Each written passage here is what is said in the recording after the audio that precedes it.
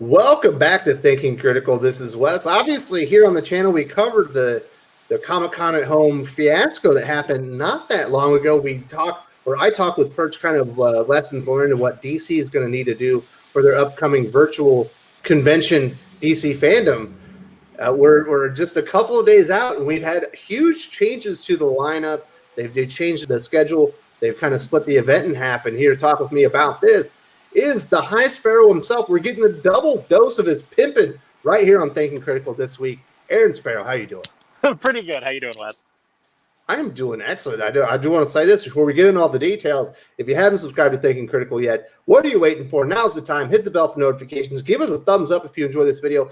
Give us an enormous thumbs down if you don't. Either way, give us some feedback in the comments section. We love hearing from you guys. Also, there will be information in the video description about Aaron, how you can follow him. He also has a YouTube channel, and we'll talk about it here at the end. Now, Aaron, DC FanDome, big deal. Virtual comic conventions and pop culture conventions is a thing now. It has to be with everything going on with COVID-19, the pandemic. People don't want to be in large areas, gatherings together. I don't know that that's going to change anytime soon. When are we going to get a San Diego Comic-Con? Hopefully 2021. I somewhat doubt it. These are the things that these companies are going to have to perfect, going on YouTube, Facebook Live, other mediums where they can connect with their audience, get the information out there, and get some enthusiasm about the new products that are coming out. This has been some big changes the last 24 hours, Aaron. Obviously, the Hall of Heroes, which is the big one that's going to have Wonder Woman 1984, Suicide Squad, Shazam, Black Adam update, all that kind of stuff. I think there's going to be exclusive content from the Batman. That's still all a go on August 22nd as planned, but everything else was cut off. Pretty crazy, huh? It's really interesting. It's so they've now you're hitting me with fresh information because I knew that DC is it FanDome or FanDome? I'm calling it FanDome, but I guess it could be FanDome because all the panels are separated into domes by like genres, or like there's a dome for kids, there's a dome for like TV and stuff like that. It's probably FanDome, but it's a dumb name. It's like two fans enter, one fan leaves. Like we're going to be pitting, stuff like that. pitting fans against each other in Mortal Kombat. That'd be good. I'd love to see a nerd Kumite. I think that would be really fantastic. You reached out to me and you asked if I wanted to talk about this, and I was hearing it for the first time. I haven't been online today. I've been super busy, and I've been kind of away from Twitter for a couple days, just popping in and answering messages. But I haven't been paying a lot of attention. So you kind of hit me out of left field with this, and I was like, "Oh man, they split it in two. They've postponed some things. What's the deal?" So the Hall of Heroes is going ahead, but like all of the comic stuff they've pushed off, or is it the opposite? Comics, kids stuff, the TV, most of the TV stuff. I know there's going to be some flash that's in there. Some of the stuff from the TV panels will be in the August 22nd date, but a large portion of that stuff has all been moved to September 12th. Well, I wouldn't be surprised if a lot of the comic stuff got moved because absolutely all of that has been moved. Other comic book stuff is happening, as far as I can tell, on August 22nd. Yeah, because I'm sure that they're still reeling from the layoffs that they had and probably everybody had layoffs throughout Warner Media, so that could be a big part of it. So these are my three things that just pop in my head, Aaron. One, they saw what happened at the Comic-Con at Home. It was a huge flop. There was too many panels. There was no interaction with the viewers and things like this. It was not well set up, and they don't want to repeat that mistake, so they're going ahead with the big stuff, scaling back all the other stuff, moving up somewhere else. Number two, they weren't fully prepared. Even though it was their virtual convention, they set up the date, and obviously it was all on their schedule. They got close to it, and then they said, hey, we don't have time to do all these panels. We're ready for this, but not for anything else.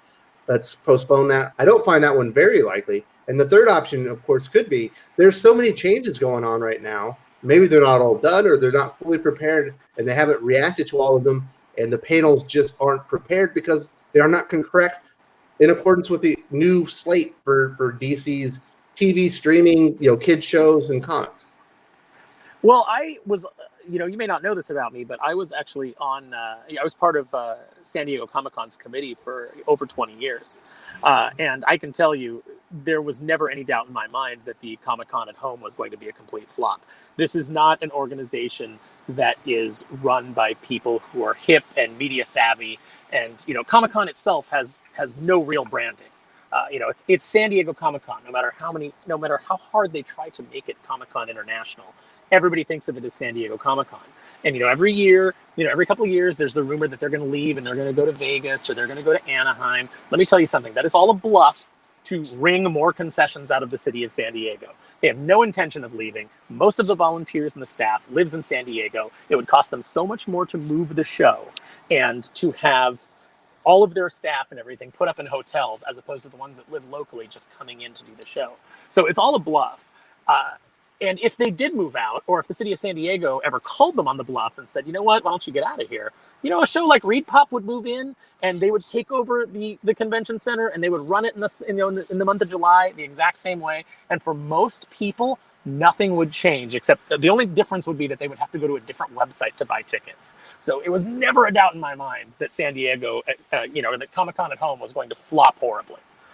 That being said, I think that you're absolutely hitting the nail on the head with DC, is they probably looked at that and said, wow, that was too jam-packed. It was too scattered all over the place. There just wasn't the interest.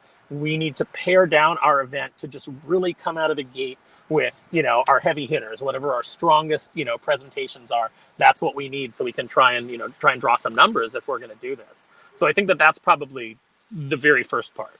And then I think you're also right when you say that everything is so in flux at Warner. DC has probably got, a lot of their pub plans up in the air, so they can't really come out and talk about, what they're doing with their comics. Is 5G happening? Is it not happening? Is it happening in some altered form?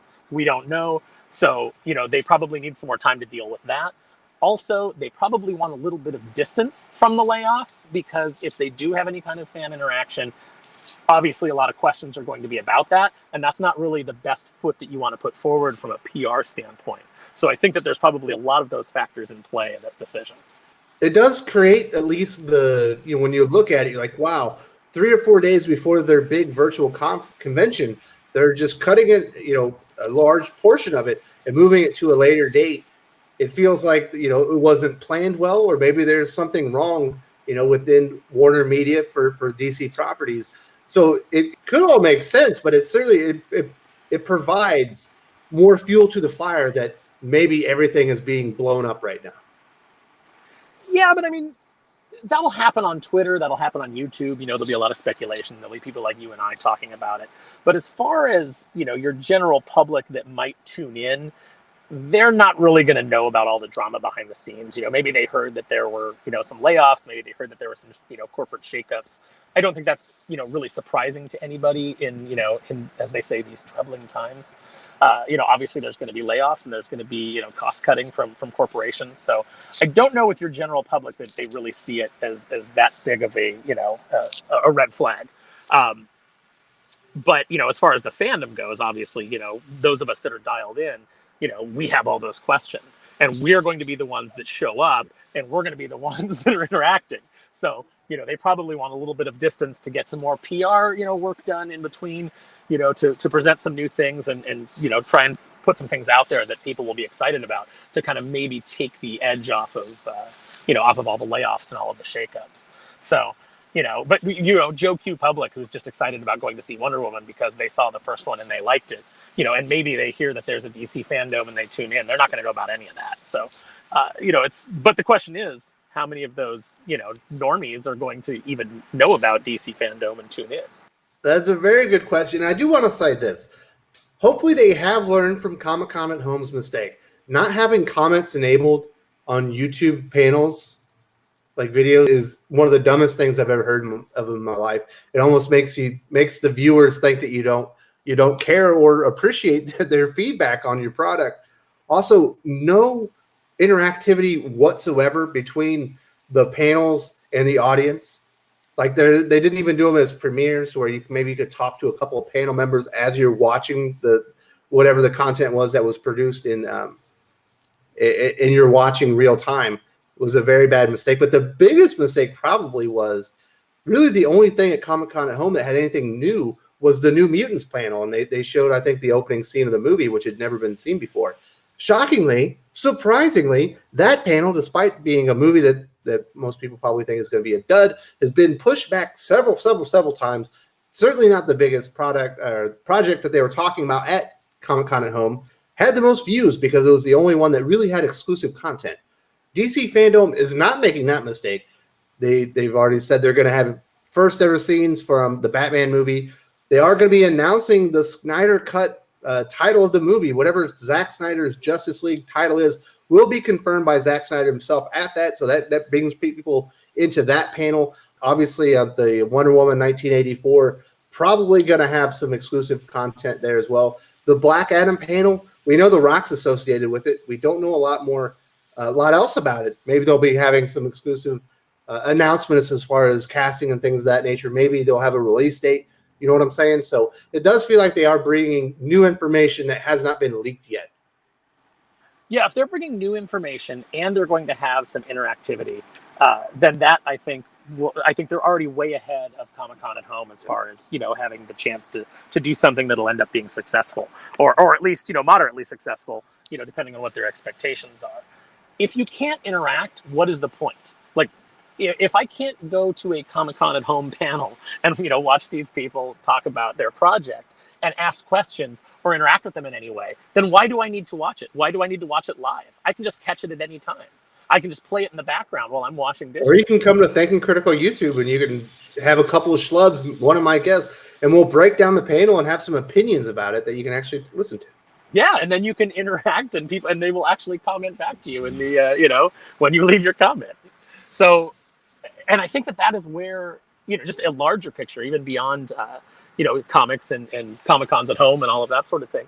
I think the larger picture is that Hollywood doesn't seem to know how to handle YouTube. They seem to want to present everything as if they're just doing a show with all this polish and things like that. But YouTubers are more real and more interactive, and that's what people who watch YouTube expect. So if you're going to do Comic-Con at Home, you better have some goddamn interactivity, or people are they're not even going to bother. They're going to go to where they can find that, even if it is just two schlubs like us sitting and talking about it. Yeah, for some reason Hollywood thinks the key to YouTube and like getting noticed is production value, which certainly helps. If you have a higher quality production value, people will notice. But that's not what people come to YouTube for. People come to YouTube for kind of uncensored, real information where it's not being filtered out by all their corporate masters and things like that. That's why people, obviously there are some corporate entities that have the bells and whistles and they do well. But for the most part, people come in to listen to real people or real information. Joe Rogan obviously is a big person in entertainment, had a huge following here on YouTube before he went over to Spotify as an exclusive creator. But people like Joe Rogan because he says what he thinks. Yeah. There's no filter on him. There's no filter. People want honesty. There's a lot of people that, obviously if you're running a PR campaign for a company, then you don't want honesty. You want the best, public relations possible. You want the shill media. But people have been moving away from that. People can smell it a mile away and they're tired of it. They're tired of being lied to and they're tired of being spoon-fed crap. So they come to YouTube and they find people who, even if they disagree with them, they will listen to them. And I think it was Howard Stern who said, years and years and years ago, before Howard Stern became kind of a shill himself, where they said that the people that listened to his show that liked him would actually, why would they listen for so long? Because they wanted to see what he said next. And they discovered that the people that hated him actually listened longer. And the answer was the same, because I want to see what he says next. So I think that with YouTube, you're seeing something that's very intrinsic to human nature, which is we want to hear an honest opinion, even if we disagree with it. And especially in this time where, all of the media is just feeding you propaganda, it's just refreshing to go somewhere like YouTube and have some guy just sitting in a chair in his basement or in his, in his small studio, in his bedroom, in his, studio apartment or wherever it is that people are broadcasting from. They don't have big production value, but they're sitting there and they're telling you the truth as they see it. And it's refreshing. You don't need the big production value. I know that videos on your channel, which are just two guys, like I'm sitting in a car right now because the air conditioning is really good. And you're sitting in your living room, and we're having a conversation, and you will get more views than a Nerdist video that is all slick in their production facility with, 5 editors working on it. And a very polished host. That's crazy. Like if you look at Collider, they have their own studio. I think they have 2 or 3 stages where they can do all their panel or their big discussions, and they have Hollywood people and all that stuff, and they would die for view counts like Clownfish TV and Nerdotic. Yeah, and Clownfish is just 2 cartoon images on a screen of Neon and Geeky, and Neon giving his measured opinion, and Geeky exploding into a rant, and people love it. Obviously there's some people that hate it, but they're still watching the videos, aren't they? And they're because at least it's something that is real. The cutting off of the comments on a YouTube video, which is like the Cardinal saying, like, "What are you thinking, man? Comic-Con at home ain't got that big a name. This isn't, the Wonder Woman 1984 official trailer from Warner Media. You know what I mean? You have to work for the audience. And like I said, to show kind of a disdain for their opinion like that, it's a terrible idea. Yeah, and like I said, Comic-Con has no identity outside of San Diego. It's the city. It's the comic convention in that city that has the identity. They don't have a mascot to point to. They don't have anything that identifies them as anything else. People go to Wizard World thinking that Comic-Cons are all the same. They think that they're all part of the same organization. Oh, Comic-Con's coming to my town. They don't know San Diego as anything other than the big show. Mm-hmm. And so, it's the corner that they've painted themselves into by not being very media savvy. And that's why they have to go and they have to sue small shows like Phoenix and, try and throw their weight around. But, the fact of the matter is that they've just never been on top of this. And, the power structure there is not one of, filled with people who, even care about comics anymore. They, maybe they read comics in the 70s, but, it's just like a bunch of Immortan Joes sitting up on the, sitting up there, that are now for the first time in their life part of something cool, and they're not going to let go of it, even though they don't have, any idea how to, bring it to the masses in any kind of new way. All right, Aaron, I'm going to put you on the spotlight, as we're kind of bringing this one home. Obviously, there's a lot of smoke around DC comics, DC entertainment, DC films, and all that stuff. Is this is this fuel on the fire? Is this another example that DC Comics and everything associated with it are blowing up, and it's not long for this world? Or do you think this is just planning with the we had the layoffs? They saw what happened with Comic-Con at home, so they had to retool some of these things. Or do you think things are blowing up and DC won't be here in 5 years? No, I mean, I'm not ready to say that, and I certainly hope that's not the case. I love DC. I love their characters. I've grown up with their comic books. There's been times in my life where, and I started off as, I started off with Marvel, but, I eventually moved into Batman, and from Batman, that was kind of my window into DC. And there's been many times in, my collecting life that I have preferred DC's books over Marvel, and vice versa, where I've been more excited about one company than the other. And so, I like it when both companies are firing on all cylinders and are really competing with each other and really putting out great product. We haven't had that in a while. We've had, I think DC is in a far better position than Marvel is as far as, creatively, I'm not going to say that there's not problems, because there certainly are, but I think that DC has made a lot of good moves. And I think that in a lot of ways, they're trying to justify themselves to their new corporate masters. And I think that this is just another example of that. I think that this is a fine tuning. I don't think it's a death knell. I think that, they're tinkering with it. Obviously they got kind of hit with the layoffs. Like, I'm sure they knew that they were probably coming to some extent, but, obviously they didn't know how they were going to play out. And I think that they're reacting to it and they're just making adjustments. So, I hope that this is just a stronger event overall when we do get to see it. Aaron, I do want to say thank you very much for showing up and giving your perspective on DC fandom, whatever you want to call it, kind of halting, or at least splitting apart their big virtual convention. Obviously, the big guns will still be there on August 22nd. Everything else will be available on September 12th. I'm sure there will be new schedules and new names for panels and things all coming out here in the days ahead. And I appreciate you giving some insight. Obviously, I was not aware that you were on the San Diego Comic-Con panel, or what was it? Yeah, that committee. The committee. I might be talking to you in the future about some other San Diego Comic-Con information when it comes up. I really appreciate your knowledge. And like I said, if you want to subscribe to his YouTube channel, there's going to be an opportunity here in a few seconds. And we always love having the High Sparrow over here on Thinking Critical. And hey, if while you're hitting that like button, hopefully you're hitting it at the end of this video here. Hopefully you hit it at the beginning. But if not, hopefully you like the content enough to hit it at the end. Why not leave a comment? Is it DC FanDome or FanDome? Let's get a real FanDome going in the comments, and everybody can fight it out. If you enjoyed this video, please give it a like. I would appreciate it very much. It helps us attract more views for the channel. Subscribe for future commentary, comic book news, and reviews. And don't forget to ring the bell for notifications.